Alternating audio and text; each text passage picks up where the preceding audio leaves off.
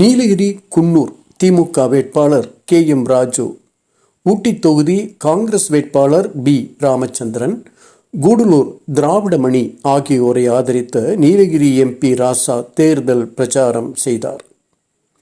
திமுக அரசின் திட்டங்களை எடுத்து கூறி ஏன் வாக்களிக்க வேண்டும் என கூறினார்.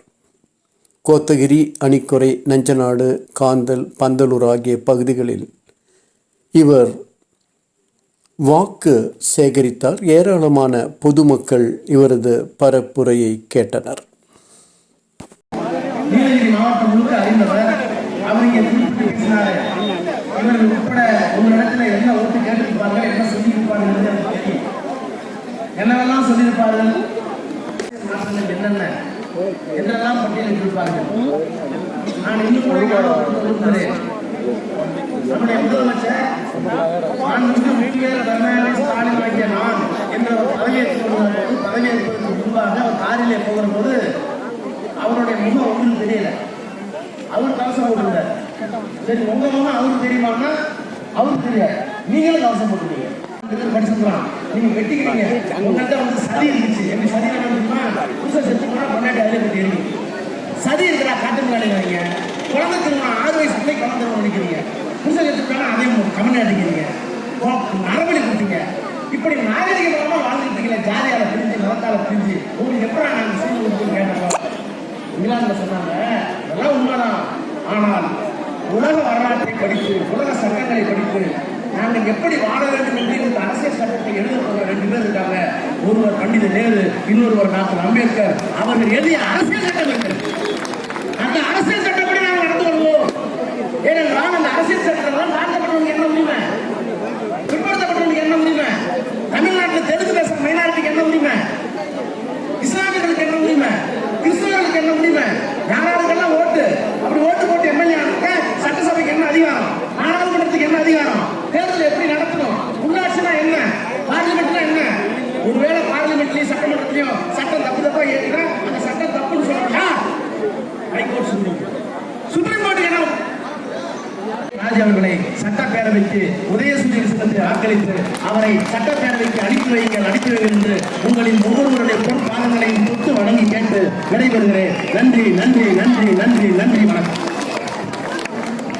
பெருமக்களிடத்திலே கழகத்தினுடைய துணை பொதுச் செயலாளர், நீலகிரியினுடைய நாடாளுமன்ற உறுப்பினர், மரியாதைக்குரிய அண்ணன், அருமைக்குரிய சகோதரர் B ராமச்சந்திரன் அவர்களை ஆதரித்து உங்களிடத்திலே கை சின்னத்திற்கு வாக்கினை தாருங்கள் என்று கேட்டு இங்கே வருகை தந்திருக்கின்றார்கள். முன்னதாக நம்முடைய ஒன்றிய கழகத்தினுடைய செயலாளர் அருமைக்குரிய சகோதரர் துரை அவர்கள் தலைமையேற்று இந்த நிகழ்வு நடைபெறுகின்ற சட்டப்பேரவை தேர்தல் நடைபெற உள்ளதால் உதய தொகுதிக்கு நம்முடைய அருமைக்குரிய சகோதரர் அண்ணன் ராமச்சந்திரன் அவர்கள் வேட்பாளராக அறிவித்து நம்முடைய கழகத்தின் துணை பொதுச் செயலாளர், நாடாளுமன்ற உறுப்பினர், முன்னாள் மத்திய அமைச்சர் மாண்புமிகு அண்ணன் ராசா அவர்கள் இந்த பிரச்சாரத்தில் கலந்து கொண்டு நாங்கள் தமிழ்நாடு முதலமைச்சரா நாங்கள் முத்துவேல் ಕರುಣಾನಿಧಿ ಸ್ಟಾಲಿನ್ ಅವಕ நாங்கள் அண்ணனா அப்பனா நாங்கள் ಪುಣ್ಯವಿಗ ಕಲ್ವಿ ಉದವಿ ತೆಗೆದುಡ್ತು நாங்கள் ಬೇಕಾದ ಎಲ್ಲವೂ ಒಳ್ಳಗ ಮಾಡಿ ಬಂದಿದ್ದಾರೆ. நாங்கள் ಅಕ್ರಮಕ್ಕೆಲ್ಲ ಒಳ್ಳಗ ಅರದುಂದಿ மகளிர் உரிமை தொகை திட்டம் ಹೇಗೆ நாங்கள் எல்லாரும் அக்கௌண்ட்டுக்கும் குறிப்பாக நாங்கள் அக்கத்தங்க எல்லாரும் அக்கௌண்ட்டுக்கும் 1000 ರೂಪಾಯಿ ಹಣವ ಅವ್ರ அக்கௌண்ட்டுக்கு ஆக்கி ಬಂದಿದ್ದು நாங்கள் முதலமைச்சர் ஸ்டாலின் நமக்கு. அருமைக்குரிய சகோதரர் B ராமச்சந்திரன் அவர்கள் உங்களிடத்துல வாக்கு கேட்டு. நான் ஏற்கனவே உங்களுக்கு தெரியும், நான் முன்னாள் சேர்மனாக இருக்கும்போது எவ்வளவு பணி செய்து உள்ளேன் என்று. இருப்பினும் அண்ணா அவர்கள் தனது நேரத்தை கருத்தில் கொண்டு கண்டிப்பாக உதவி வேண்டும் என்பதற்கு முதற்கண் தனது நன்றியை தெரிவித்துக் கொள்கிறோம். நம் அழைப்பை ஏற்று அனைத்து கூட்டணி கட்சி பெரியவர் தாய்மார்கள் வந்தமைக்கு என் முதற்கண் மீண்டும் வணக்கத்தை தெரிவித்துக் கொள்கிறேன். ಅವ್ರದ್ದು ಅರ್ಥ ಇದೆ. 92 2001 ಗಂಟ ನನಗೊಂದು ಚಾನ್ಸ್ ಸಿಕ್ಕಿ ಪಂಚಾಯತ್ ಚೇರ್ಮನ್ ಐತೆ. ಆ ಇದೇ ತುಂಬಾ ಗ್ರಾಮದೊಳಗೆ ನೀವು ಚೇರ್ಮನ್ ಅನ್ನಪೂರ್ ಚೇರ್ಮನ್ ಐತೆ ಮನೆಯೋ ಇದು ಒಳ್ಳೆ ಹೆಸರು ಇಟ್ಟ ಬಂದಿರೋ 5 ವರ್ಷ ಕಾಲ ಒಳ್ಳಂಗಿಗೀಡು ಒಂದು ಕರಪ್ಷನ್ ಇಲ್ಲದೆ ಒಳ್ಳಂಗಿರೋದಕ್ಕಾಗಿ ಸಿಂದ ಊರಚ್ಚಿ ಉಂಡ್ರಿ ಅಂತ ಹೇಗೆ தலைவர் ಅವಾರ್ಡ್ ತಂದರು.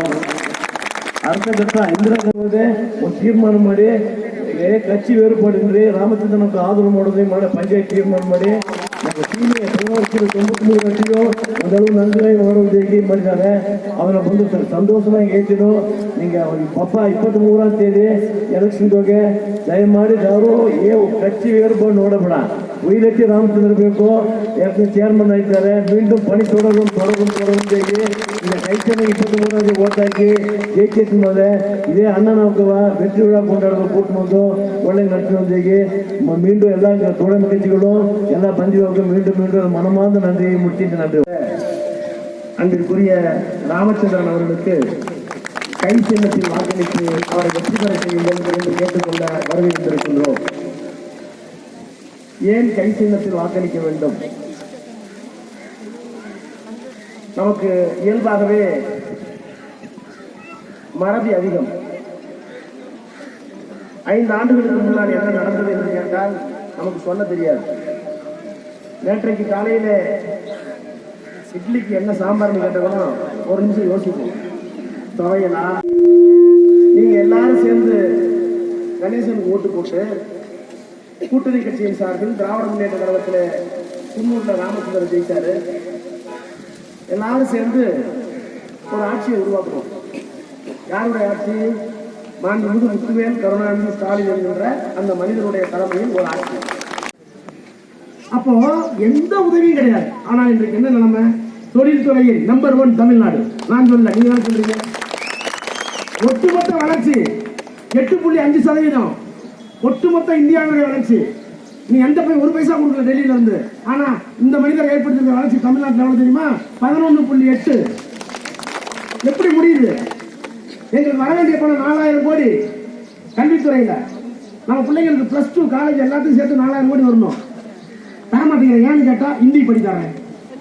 நான் ஏன் ஹிந்தி படிக்கணும்? ஹிந்தி எங்க மொழியா? படுகை எங்க மொழி? திராவிட மொழி. நாங்கள் தமிழர்கள், நாங்கள் திராவிடர்கள், இப்படித்தான் இருப்போம், எங்கள் அடையாளத்தை விட்டுக் கொடுக்க மாட்டோம் என்று நமக்கு சொல்லி தந்த தலைவர் இருக்கிறாங்கல்ல, அந்த தலைவர்கள் இருக்கிற வரை அதுதான் விட்டு போக முடியும். என்ன பண்ணாருந்தாங்க? சரி, சேர்மனா இருந்தே இந்த ஆள் பண்ணியிருக்காரு. இப்படி நம்ம ராமச்சந்திரன் எம்எல்ஏ ஆகுனா இன்னும் என்ன பண்ணுவார்? அவரோட சேர்ந்து நானும் எம்பி ஆகிறேன். நாங்கள் 2 பேரும் போய் முதலமைச்சர்கிட்ட போனாங்க. எங்க முதலமைச்சர்கிட்ட உண்மையை சொல்லட்டுமா, நான் போய் 10 கட்டு வச்சிருக்கேன், 6 தருவாரு.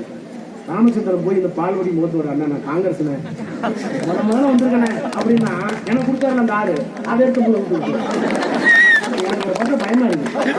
இது வரைக்கும் ஊட்டியும் நம்ம வண்டி ஓடிட்டு இருந்தது.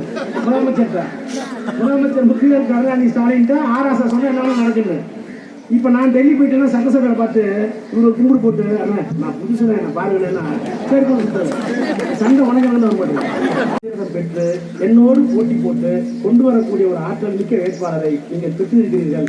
அவர்கள் சார்பாக நான் உத்தரவாதம் செய்கிறேன். எல்லா திட்டங்களையும் கொண்டு வருவோம், உங்களோடு இருப்போம். அவரை கை சின்னத்தில் வாக்களித்து சட்டப்பேரவைக்கு அனுப்பி வைங்கள் என்று உங்கள் பொறுப்பாளர்கள் தொட்டு வணங்கி விடைபெறுகிறேன். நன்றி, நன்றி, நன்றி, நன்றி, நன்றி.